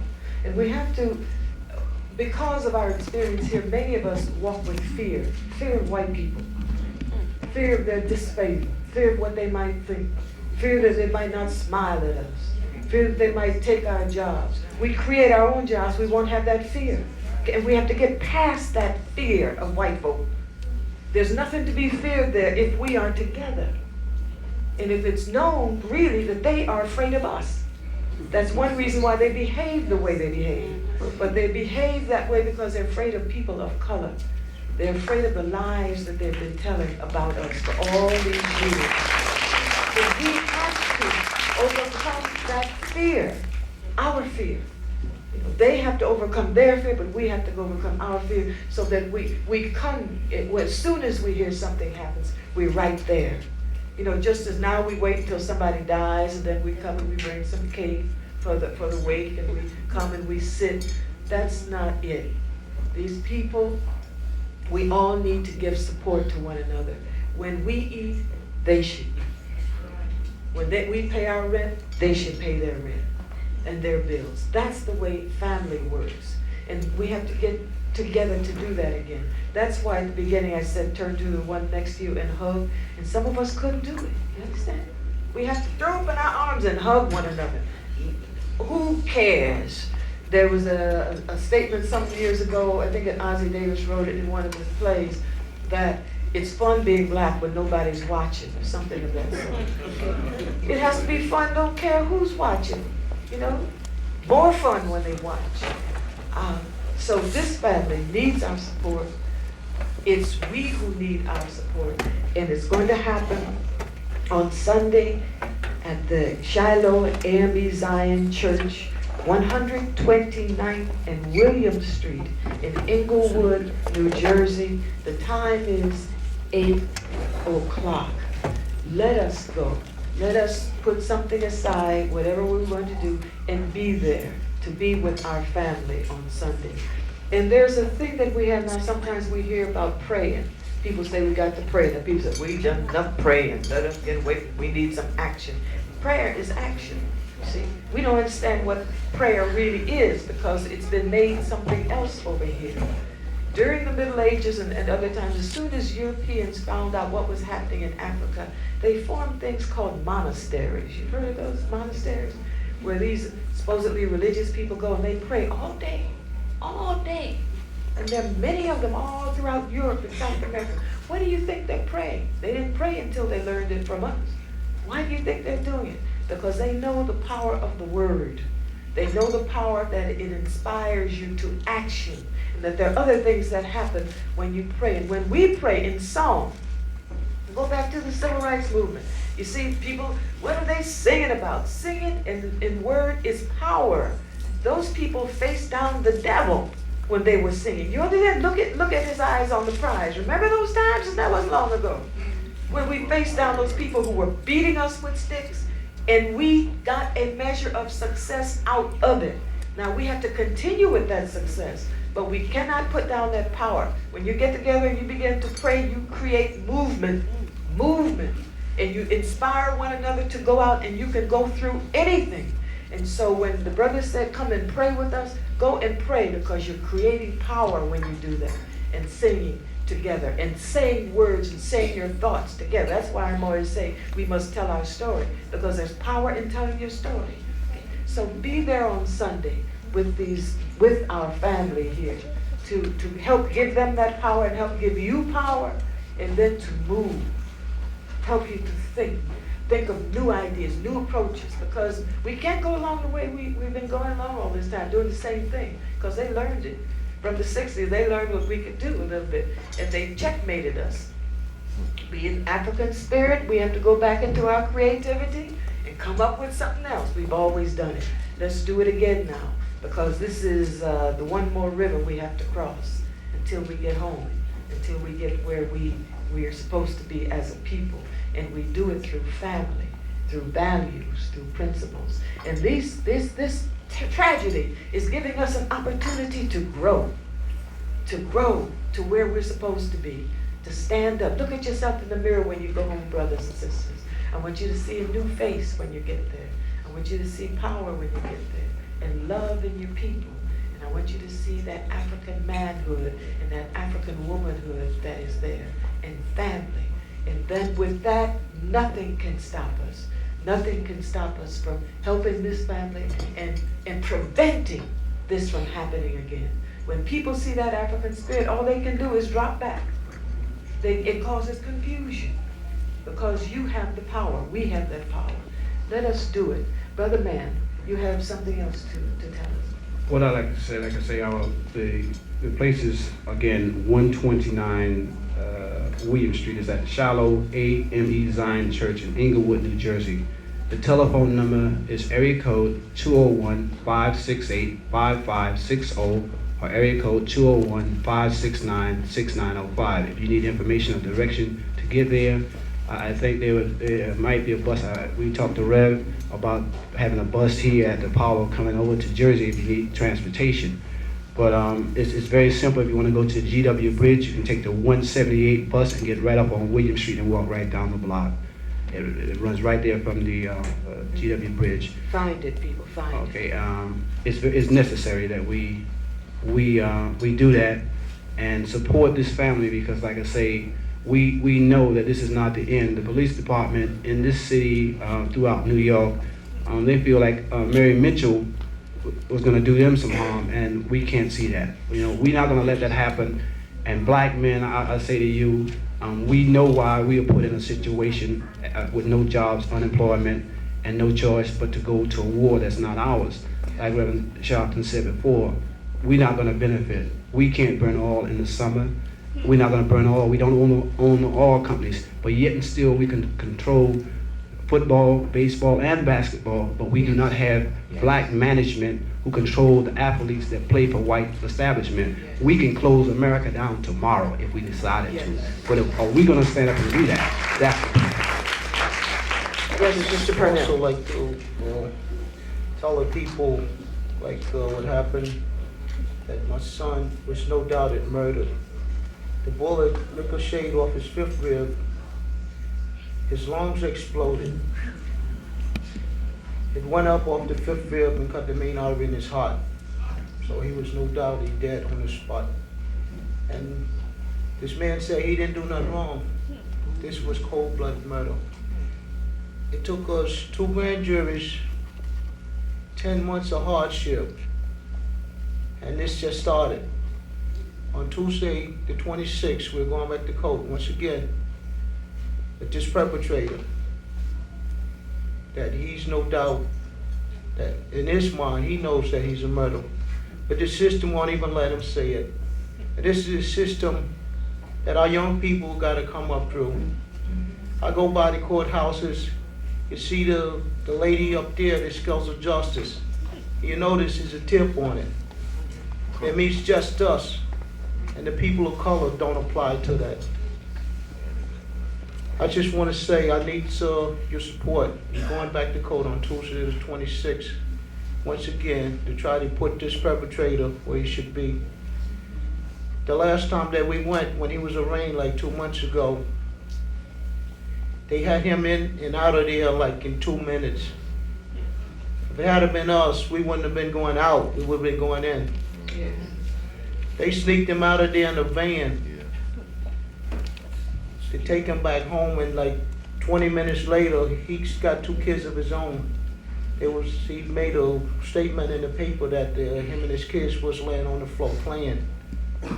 And my son, with his back blown away, we can't play. My wife and my daughter, we can't play with him no more. So, to make this statement, what I'm trying to say, that all people of color, we got to protect our own. We got to get together and we got to protect our own. Because there's no justice in this white man's system for our people of color. And they shall have no peace. Let us again thank our family for coming and sharing with us this tragic story, their pain and their inspiration. Because their being here has inspired us. I'm seeing tears in your eyes, and they've certainly been in mine. It's because we do love them. It's because they are our family. So let us thank them and be there on Sunday, the 24th, Englewood, New Jersey, Shiloh AME Zion Church at 8 p.m. Put all else aside and be with your family. And bring support, because that's what they need. You know, when we're in trouble, sometimes they fire us from our jobs. Then all kinds of expenses come. We're going to take a break, and we will be back in just a moment. Let us thank our family.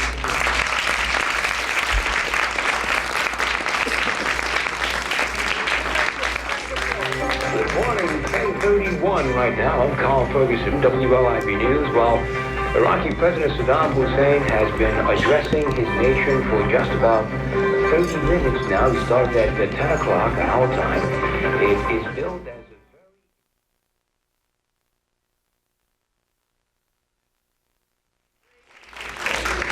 We want to, I misidentified some young people here a little earlier, and I want to correct that. We want to welcome the students from PS 123 and PS 154 here with us this afternoon. They're part of the Community District 5 and Apollo program. We cooperate every Thursday. Our young people come here and perform or talk and explain what is going on. And I want to recognize their teachers, Mrs. Harwell, Mrs. Bernard, and Ms. Marks. Please, thank you for bringing them. Thank you for coming with them. Good to see you. And we have as our guests on the stage here those who are implementing a program that has to do with safety in the schools. They're kind of dangerous places sometimes, or getting to them or coming from them are dangerous. So I'd like to introduce you to our guest, Teresa Tompkins, Assistant Director of the Injury Prevention Program at Harlem Hospital. Let us welcome her. And I'm not sure if I have these right, but Sheriff R. Whitaker, A. Thompson, that's the brother, that's you? Ronald Whitaker. Ronald Whitaker. Thank you for coming. It's good to see you. All right. And I am not sure where our other guest's name. What is your name, brother? Andrew Scharf. Andrew Scharf. Welcome to the Apollo, to the Community District 5 program. Safety in the schools, what is that about? Why are our schools unsafe, or getting there, coming from?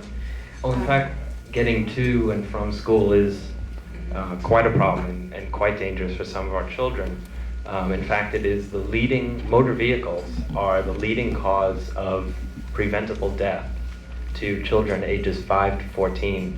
That's citywide. That's more than fire and falls, which we hear about so often. So we're here at Safety City is trying to do something about that problem.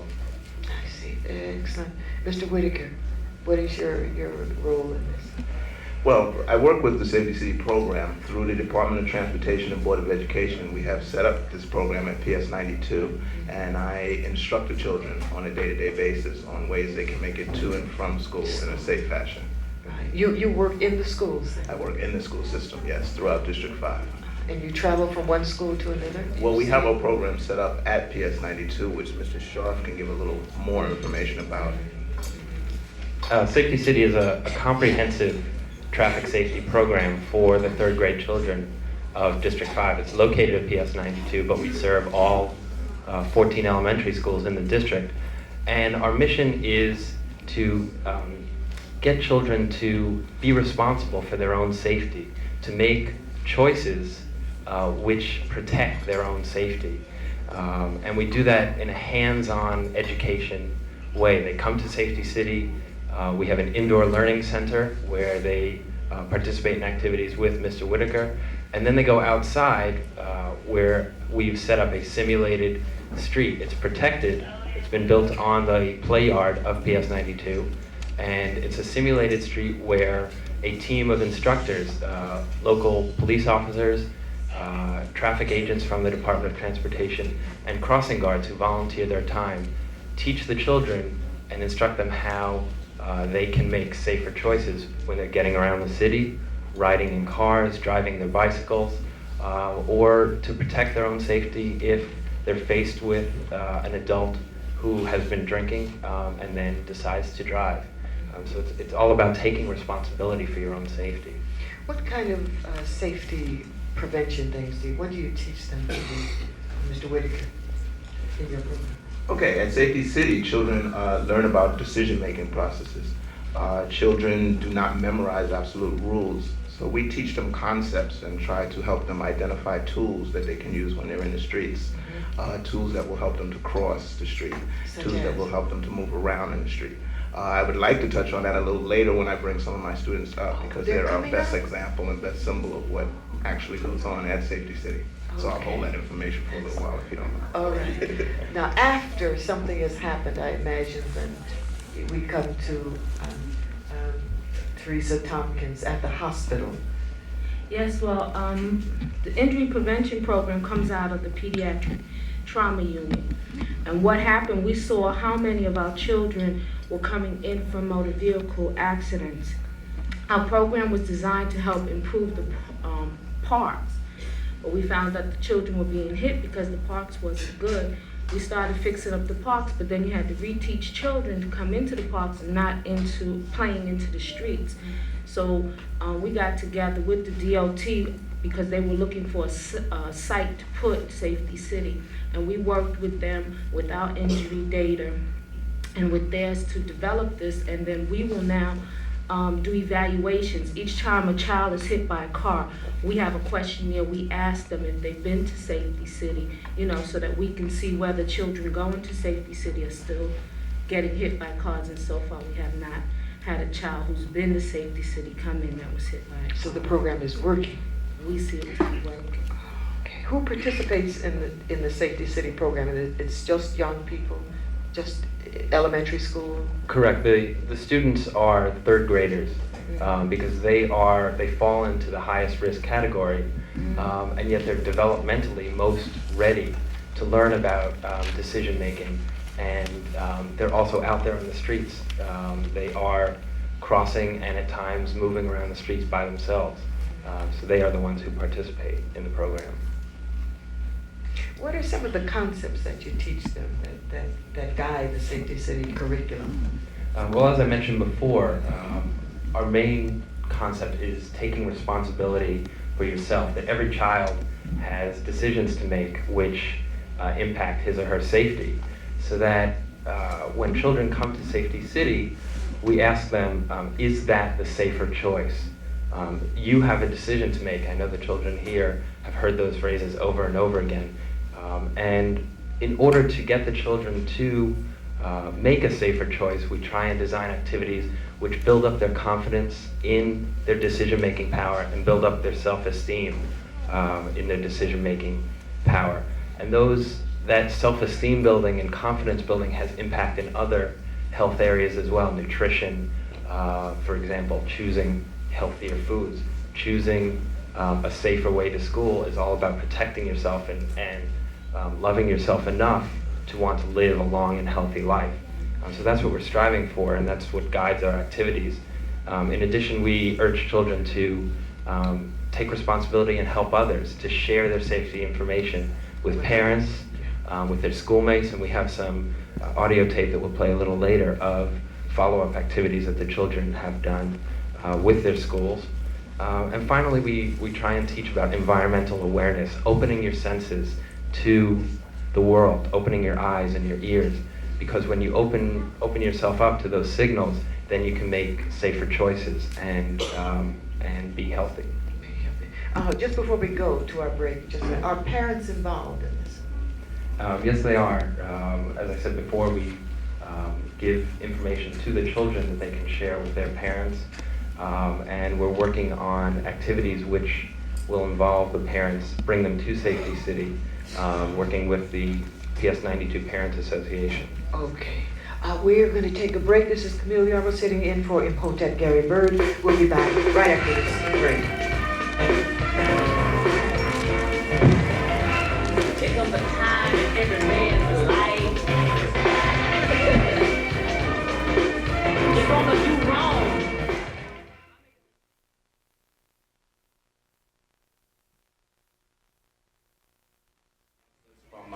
District 5 concerning safety school program.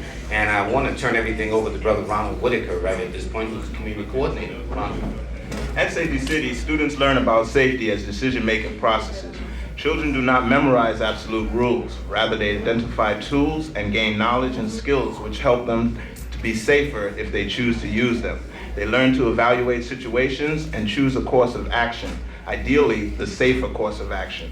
Every behavior has its consequence.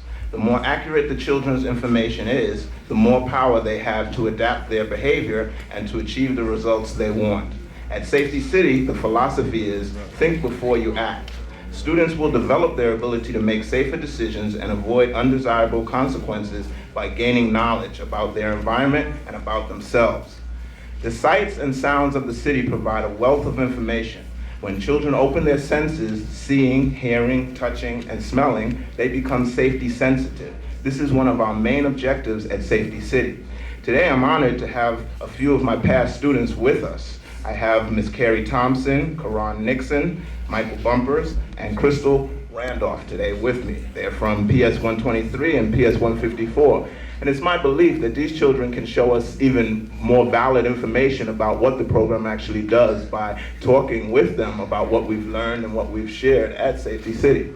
First question I'd like to pose it to Mr. Michael Bumpers, and I'd like to say to him, what do you always have to make before you cross the street? What do you always make? decision. Always make a decision. That's excellent. And Crystal, let me ask you, what type of decision do you want to make before you cross the street? A safer decision. You want to make a safer decision. Okay, that helps us out a lot. We mentioned something about safety tools. Can you tell me something about safety tools, Carrie? Your eyes, your ears, your mouth, in your hand. These are all safety tools that the children use every day to cross the street. Sometimes they don't think about the fact that they use them, but once they've attended Safety City, they become to understand and realize the importance of using these safety tools.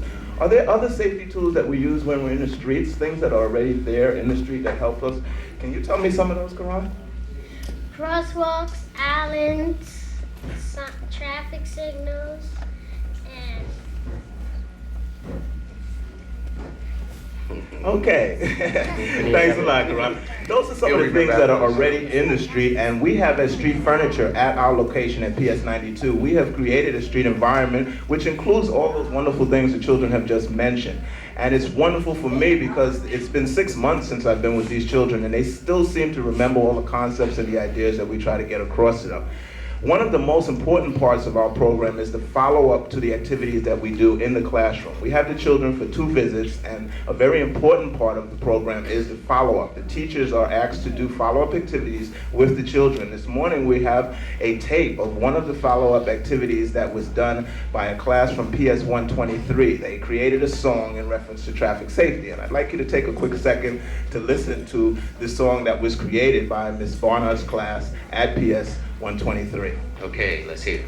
we skip on our way to school. He said we never like to be late. Whenever we reach a traffic light, we know the signal to wait. The green light is go, the red light is stop, the yellow light in between. We look to the left and look to the right, look left and cross at the green. Gary Morgan invented a stoplight to make the traffic go right. The very first traffic light was made by a black man, Gary Morgan. Gary Morgan invented the traffic light. We take on our way to school each day. We never like to be late. Whenever we reach a traffic light, we know the signal to wait. The green light says go, the red light says stop, a yellow light in between. We look to the left and look to the right, look left and cross at the green. You know, Ronald, children got their own rhythm, don't they?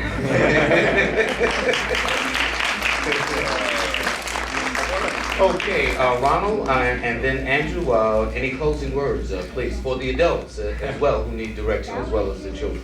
I'd like to extend a quick thank you to PS 200, Ms. Smith's class, who also contributed a follow-up activity, and also to Ms. Harwell's class, who invented a safety rap, which unfortunately time does not allow us to listen to today. Well, but they both participated very much in the follow-up activities. Okay, we'll come back. I think that's very important. Andrew? Sure. If there are any people who are listening who would like more information about Safety City or about safety education activities in general, both Ron and I are members of the Safety Education Unit of the Department of Transportation. You can get more information. We have a wealth of services available for free, and you can tap into that by calling 212-566-1890. Repeat that again, Andrew? Sure, 212-566-1890. And we'll be happy to help you. Or you can write to us. It's New York City Department of Transportation, Safety Education, 51 Chambers Street, room 1404, New York, New York, 10007. Okay, repeat the address one more time. Sure. So we can get that. 51 Chambers Street, room 1404, New York, New York, 10007. Okay, Ronald Whitaker, thank you. Andrew Shaw, I hope I'm pronouncing your last name correctly. Thank you. And to the young brothers and sisters, thank you very much. Okay. After this break, we'll be back with Numbers and Youth, and I have my very special guest, Brother Stephen Omar.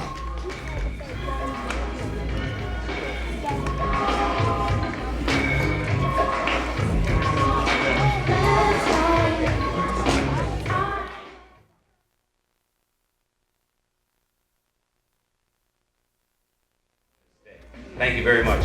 And it's incredible that it was 26 years ago today that he was assassinated in the afternoon at the Audubon Ballroom.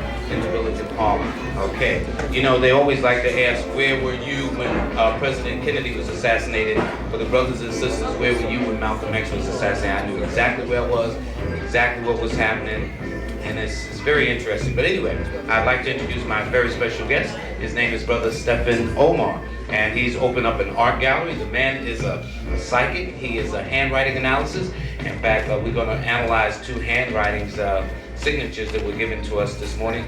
But before we even get into that, good morning to you, Stephen Omar. How are you? Good morning, Lloyd, and it's good to be back. I haven't seen you in a while. You opened the gallery. I mean, finally, you're kind of like a Renaissance man, huh? Where's the gallery at? Actually, we finally got it together, Lloyd. It's a gallery that actually has been here in Harlem since 1986. It's owned by Islamic Brothers. I'm subletting, and we're tying in the energy, Brother Kadir and myself. We're at 168 West, 136th Street. That's right here in Harlem.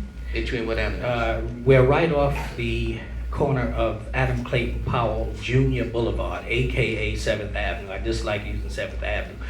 But it's Adam Clayton Powell Jr. Boulevard. It's right downstairs, a green building.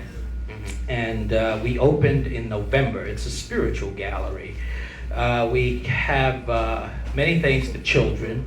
I am the Black Child Prince. We have the Harlem, USA maps. We deal with leather garments for children, spiritual candles, oils, Egyptian art on leather. As you can see, I have a portfolio here. What made you open up the gallery in the first place? I mean, a man who was in the occult. Well, actually, it's a spiritual gallery, and we in Harlem, I'm right around the corner from the Schomburg. And the Schomburg has been my second home ever since I came back to New York. And I was always interested in the arts. My former wife was a painter.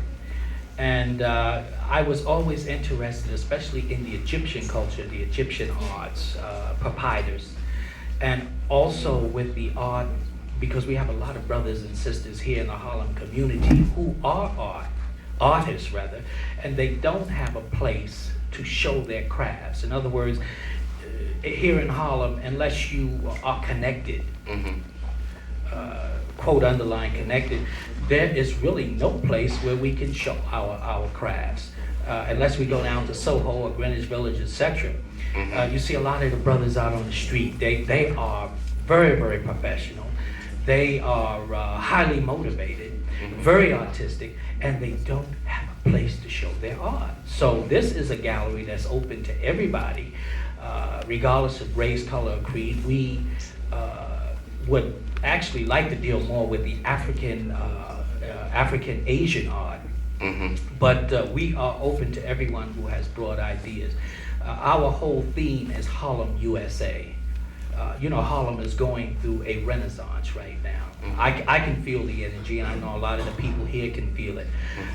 So we've gone through a lot of troubled times in our community. Harlem is back. Well, Harlem has always been on the map, but when I've traveled throughout the world, in Canada, in Africa, in Europe, you have streets that are named after Harlem. You have boulevards that are named after Harlem. They used to have a club called the Club Harlem in Montreal, which was a jazz club, if you can remember back to Montreal in late 50s, early 60s. So Harlem is very well represented. You will be surprised at how many brothers and sisters are not really into our rich culture. Harlem has a very rich culture. People like James Baldwin, County Cullen, El Haji Malik Shabazz, who, by the way, his widow is in the back. My son, Malik, was named for Brother Malcolm. So we feature a lot of black, posters, African posters, which we're giving, by the way, to the children.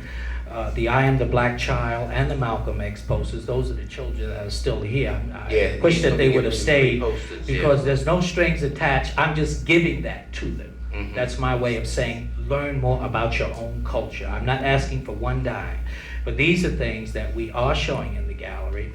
It's unfortunate, people are saying, gee whiz, there are no businesses in Harlem. That's a lot of baloney. There are a lot of businesses that have opened up in the Harlem community recently. We don't have the type of monies that we can advertise in the news media, so I want to thank you, Lloyd, for having me here. You know, I don't have the money to advertise with, you know, the Village Voice or, you know, the Harlem, the Amsterdam News, first of all, comes to mind. So, you know, it's just through word of mouth that we call our people and, you know, we have the flyers. They're not professional. My son did this flyer. It's very professional. You should have seen the ones I had out. But the bottom line is that, you know, we are here in the community. We are maybe not, you know, we're on the side streets. I see a lot of positive energy coming on the side streets. And you know, I love Harlem. I've never been ashamed to tell people in the world that I was from Harlem. I've been ashamed to say I was an American, but I've never been ashamed to say I was from Harlem. Yeah. So there's a big difference. Yeah, it certainly is. And so this is where my energy is. And at this point in time in my life, this is where we belong. It's interesting. Just a footnote. Years ago, I met a Nigerian ambassador, and he was told not to come to Harlem. The first place I took him, Harlem.